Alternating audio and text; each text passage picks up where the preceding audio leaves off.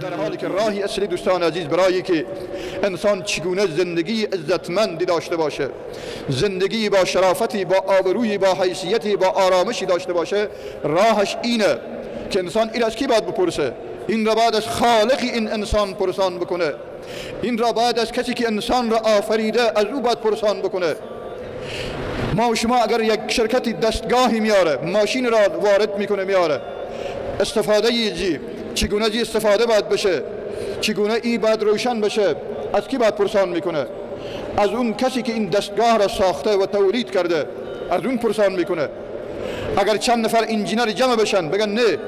ما کاری نداریم که کسی این دستگاه و ماشین را ساخته چگونه استفاده میکنه، ما از نزد خود میاییم برای یک برنامه‌ای میسازیم و ما از استفاده میکنیم، نتیجه چی میشه؟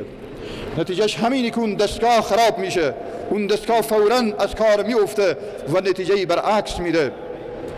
وقتی که یک ماشینی دوستان عزیز، یک دستگاهی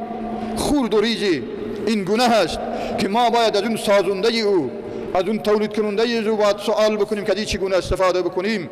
پس این انسانی که همه ظرافت ها در وجود داره، این انسانی که این عالمی صغیر می باشه، این انسانی که کل نمونه از موجودات آسمانی و زمینی در وجود داره،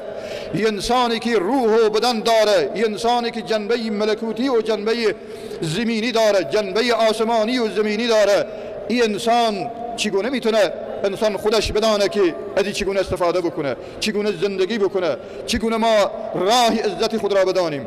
در اینجا بیشتر از هر جای دیگر نیازه که انسان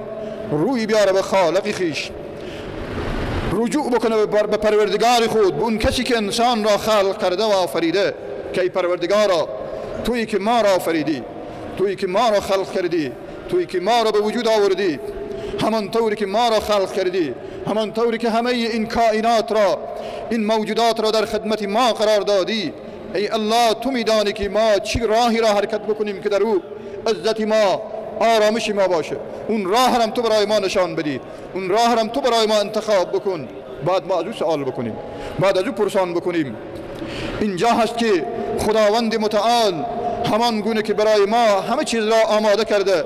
برای تنفس ما هوای پاک، برای رفع تشنگی ما آب زلال و صاف، برای همه کائنات را در خدمت ما قرار داده، همان گونه راه و رسم زندگی کردن را برای ما نشان داده، برای ما یاد داده. اینجا بود دوستان عزیز اشتباهی بزرگی که ملت‌های غربی و اون مردمشان، جامعه ایشان داشتن این بود که اونها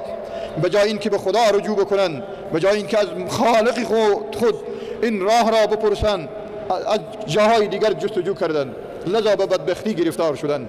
لذا به گمراهی رفتن. اینجا هست که اونها نظامهایی را به وجود آوردن، از نزد خود، از پیش خود به وجود آوردن که برایشان چیزی به جز از بدبختی به ارمغان نیاورده. المعاصی و الذنوب